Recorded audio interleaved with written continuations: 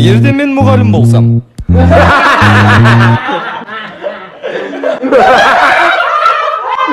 Ағай, сабақ басталып кетті. Орындарыңа отырыңыз. Так, числоны жазыңдар. Бүгін қазанның асты күйі. Қазақ тілінде неше септік бар? 7 септік бар. Жоқ, 8 септік бар екен. 8-шісі қандай? Антисептік. Ертең сабақтарың оқымасаңдар базарда тиктокер болып кетесіңдер. Ой, тиктокер болғың келмейді. Оқы онда сабағыңды. Бізге де айтсаңдаршы күлейік та. Ағайда ең келдіңіз ғой, бұтыңыз жыртылып қалған ғой сіздің. Кәні? Кім класста темекі шегіп жүрген? Манас қой ағай. Манас! Бір штук темекі бар ма? Ағай, сіз мектеп кезде физикадан 3-ке шыққан екенсіз ғой, қалай мұғалім болып жүрсіз? Ты на физику не смотри, я духом сильный. Телекласс.